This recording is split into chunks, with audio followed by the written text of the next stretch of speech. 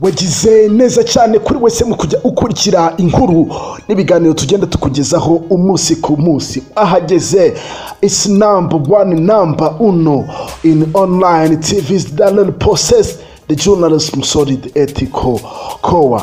Niya televiziyo ikugezaho amakuru cyane cyane y'imyidagaduro agenda agezweho gatanu kuri gatanu.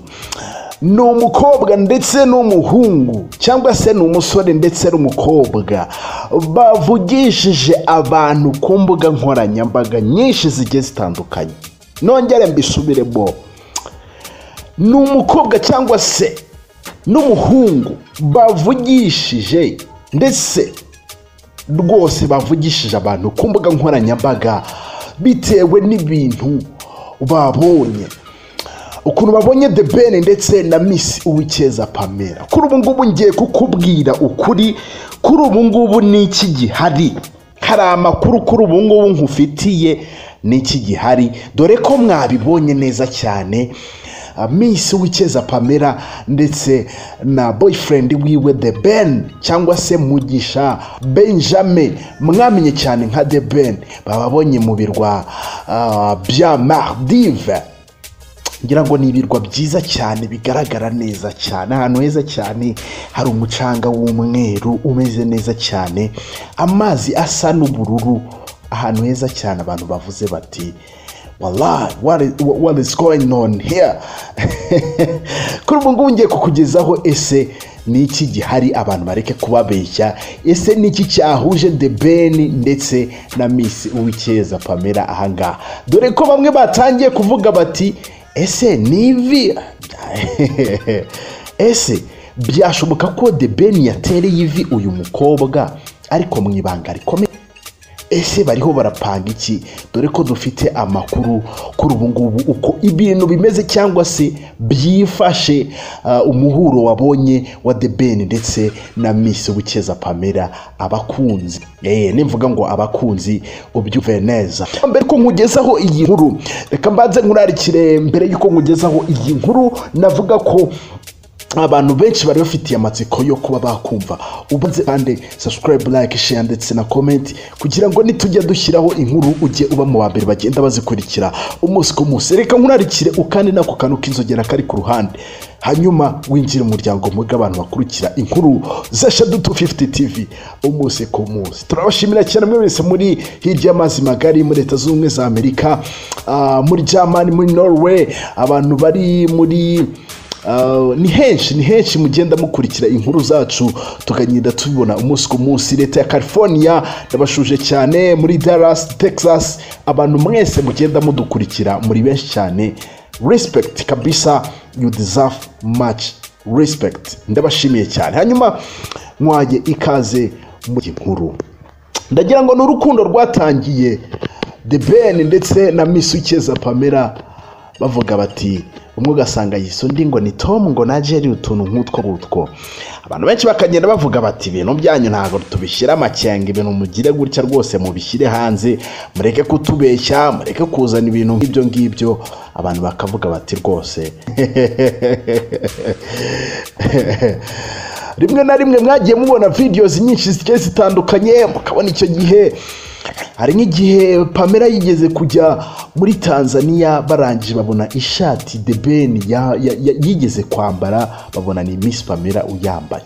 Benshi bakavuga bati ibi bintu se ko bitabaho, bati iki cyamamare koko ibintu biri kugenda gute? Nyine abantu benshi bakagenda bibaza bakavuga bati ntabwo ari ibintu dushira amakenga, ariko ni ibintu byaje kujya ahagaragara. Ibyo byose byo kugenda bahisha, ugasanga rimwe basohokeye muri hoteli, rimwe na rimwe bigiye hanze, ariko akenshi na kenshi wabonaga The Ben ntabwo yakundaga kuba yabishyira hanze. Wasangaga ibintu byinshi akenshi na kenshi byaramenyekanaga biciye kuri konti ya Instagram ya Miss Uwicyeza Pamela. Abantu bakagenda bavuga bati mw'abantu mwe murakundana, nubwo bo nyine bagiye bagira mu bitangazamakuru ugasanga bagenda bagaragaza ko nyine ntabwo bakundana, ngo ni brother na sister, ibintu nk'ibyo ngibyo murabizi cyane. Hanyuma kuri ubu ngubu ni urukundo rutakihishira, aho byageze igihe The Ben yerura avuga ko akunda Miss Uwicyeza Pamela. Ndabyibuka cyane ni post yigeze gushyiraho sinzi amagambo yanditseho rwose. The Ben n'umutima we mwiza cyane arandika ati Miss Uwikeza Pamela I love you. Na ayo namwe mu magambo yashyizeho hanyuma ayaherekeresha uturango tw'umutima twerekana ko uyu musore yihebeye Miss Uwikeza Pamela. Hanyuma ejo ku itariki ya 14 z'ukwezi kwa 10 z'ukwezi kukwakira 2021 nibwo mwabonye amafoto, navuga ko n'utuntu tw'utuvideo ndetse n'amafoto usibye ko ntabwo bigeze bagaragaza ko bari kumwe. Gusa amakuru ngiye kukugezaho kuri yizwe kuri ubu ngubu, amakuru twakoreye ubucukumbuzi ye kukubwira kuri ubu ngubu bimeze gute. Nakubwiye ko tugitare benshi bari kuvuga ngo impeta bimeze gute. Uko n'ukuri ngiye kukubwira, ngiye kuba nakugezaho. Ejo mwabonye video Miss Uwikeza Pamela yagize gutya, ajya kuri Instagram yiwe arangije apostinga utuvideo tumwe na tumwe agenda agaragaza ko yishimiye kuba ari mu birwa bya Maldives biherereye hariya mu gihugu cy'Ubuhinde. Hanyuma agenda agaragaza ko yishimye cyane kandi ko yagize ibihe byiza. Ibyo ni bimwe mu bintu yagendaga agaragaza haba kuri status yiwe, ukabona ko nyine we agenda agaragaza ko yagize ibihe byiza ahantu yari yagiye. Hari nk'aka video yashyizeho amazi ari urwererane, kamazi y'urwererane ndakeka ko kuri ubu ngubu tuvugana kamazeho isaha imwe yonyine agenda afotora. Arangije na ka video yafashe arangije ashyira amagambo ngo oh my god, arangije ashyiraho utu emojis tw'umutima twerekana ko ari ahantu yagize gutya aza kuba yakwishimira. Si ibyo ngibyo gutyo gusa, yashyizeho n'akandi ka video n'ubundi hariho arifata selfie, ubona ko n'ubundi aryohewe n'aha hantu yagiye kuba yatemberera. Ndagira ngo nkubwire noneho ku ruhande rwa The Ben. The Ben nawe nyuma Miss Uwikeza Pamela akizeho utu video, usibyo hari n'akandi ka video nyine yashyizeho n'ubundi yerekana ko ari Maldives n'ubundi muri ibi birwa. Hanyuma na The Ben yagize gutya yikoza kuri Instagram yiwe, arangije ashyiraho aka video ariho aragenda aratembera nyine ibi bice by'aha hantu gatoya cyane k'amasegonda nk'atatu gutyo, karangira yambaye amawayiti hanyuma n'ikabutura ndetse n'inkweto z'umweru ndetse n'ingofero y'umukara, yambaye na ekuteri.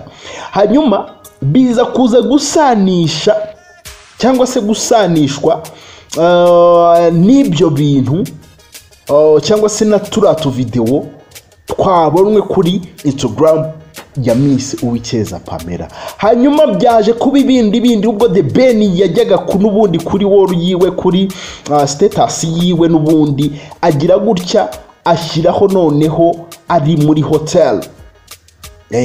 Nyine urumva niba ari ikirwa ahantu hari amahoteli n'ibiki ngira ngo abantu bahazi murabyibuka cyane, haba hari amahoteli. Hanyuma ashyiraho muri restaurant, noneho muri iyo hoteli muri restaurant mu gikoni ahantu barurira n'ibiki arandika amagambo avuga ati warmest welcome in Maldives. Arangije aravuga ati murakaza neza mu birwa bya Maldives. Hanyuma arongera ashyiraho aka video ahagaze hejuru y'ubwato mu nyanja hagati, ubona ko yagize ibihe byiza. Gusa nongere nkwibutse ko ntabwo bigeze bashyiraho video cyangwa se ngo babe bafata amafoto bari kumwe bafashe cyangwa se selfie cyangwa se umwe yafoto yundi baraha hantu. Ngira ngo ni ibintu navuga ko ari byo kuyobya uburari, ariko benshi barimo baribaza barakavuga bati The Ben ndetse na Miss Uwikeza Pamela byashoboka ko baba bagiye aha hantu mu ibanga rikomeye cyane byo kuba bapanga igihe bazakorera ubukwe. Ni ibintu byavuye murabyibuka cyane mu minsi yashize. Miss Uwikeza Pamela yagize gutya aza kuba yaserebura anniversaire y'inshuti yiwe. Murabizi Colombe ni inshuti yiwe, nawe niba yarabaye Miss gusa ni inshuti yiwe, murabyibuka cyane. Niba ari Colombe wase ngira ngo murabyibuka cyane n'ubundi hari aka video ejo bundi kasohotse Miss Ukeza Pamela arimo arasomana na Colombe. Hanyuma burya ngo kiriya gihe bari muri Seychelles barimo barizihiza isabukuru y'uyu mukobwa. Hanyuma baza gutungurwa cyane no kubona ejo ku itariki ya 14 bagize gutya ikitaraganya Miss Ukeza Pamela ava mu Rwanda ndetse na The Ben ava muri Leta Zunze Ubumwe za Amerika. Hanyuma baza kuba bahurira mu Buhinde muri India. Abantu rero bagize gutya baravuga bati ese ni iki kibyihishe inyuma? Aniyo mpamvu nkubwiye ngo mu by'ukuri amakuru dufite yizewe nuko uru ruzinduko rwa The Ben ndetse na Miss Ukeza Pamela hariho ngo igihe cyo gupanga cyane cyane ngo igihe cy'ubukwe bw'aba bombi. Imihango urumva ko gutera ivi ibintu nyine The Ben azategura akaba yatungura Miss Ukeza Pamela, ariko ukuri guhari ngo nuko bariho barapanga igihe bazabanira, igihe ubukwe bwabo buzabera. Nyine murabyi imihango y'ubukwe reka bariko nabivuga. Ikindi abantu bavuga ko nyine ari ugutera ivi cyangwa se kugira gute, benshi hari aka video babonye babona hari abantu babiri nk'umukobwa n'umuhungu basa nkaho bapfukamye hasi, ibintu nk'ibyo ngibyo wagira ngo barimo barambikana impeta. Ntabwo The Ben ikintu cyamukoye muri Leta Zunze Ubumwe za Amerika ari ukujya guterera ivi Miss Ukeza Pamela wavuye mu Rwanda, ahubwo nukugira ngo bahure dogre ko hashize ngo n'igihe kinini batabonana, hanyuma bakaba bapanga imihango y'ubukwe. Ibintu nk'ibyo ngibyo nyine bakaba batangira process vuba cyane, dore ko The Ben ndetse na Miss Ukeza Pamela ari imwe muri couple zishyirwa imbere cyangwa se zishyirwa mu majwi yo kuba aba bantu bari hafi yo kuba bakora ubukwe. So ngayo nguko rero nibyo bintu navuga ko byihishe inyuma y'uyu muhuro wa Miss Ukeza Pamela ndetse n'umukunzi wiwe The Ben. Rwose umuhanzi mwakunze muri benshi, umuhanzi wagize uruhare mu kuba umuziki wo mu Rwanda wazamuka bitewe n'ukuntu uyu musore rwose yagiye agaragaza ubuhanga bwinshi cyane bwo kuririmba. Hanyuma ngayo nguko nyine nibyo ngibyo navuga ko biriho biravugwa kuri Miss Ukeza Pamela. Aya makuru mbabwiye ni amakuru ya nyayo rwose, ni imihango y'ubukwe bariho barategura. Ni amakuru nifitiye ko bidatinze cyane murumva The Ben yagize gutya akaba yaterera ivi Miss Ukeza Pamela, hanyuma n'ibintu by'ubukwe nyine process y'ubukwe ikaba yarangira. Kandi amakuru nifite yandi nuko ibi bintu murumva vuba muri uyu mwaka. Amakuru nkubwira na amakuru nifitiye niganiriye muri imwe mu nshuti za hafi z'aba bombi ko muri uyu mwaka hari kimwe mu gikorwa kijyanye n'ibintu by'ubukwe kizatangira, haba gutera ivi, haba ibyo byose byo kujya gusaba no gukwa n'ibintu nk'ibyo ngibyo. Hanyuma bikazarangira mu mwaka w'ibihumbi 2022 aba bombi baramaze kubana, ibyo byose by'imihango y'ubukwe byaramaze kuba byarangira. Hanyuma ndabashimiye cyane, yewe nitwa Shadu, iyi ni Shadu 250 TV. Niba utaraka subscribe ukande subscribe, like, share, comment kugira ngo nitujye dushyiraho inkuru ujye uba mu bambere bagenda bazikurikira umunsi ku munsi. Hanyuma njyewe ndabakunda cyane, Uwiteka akomeze barinde.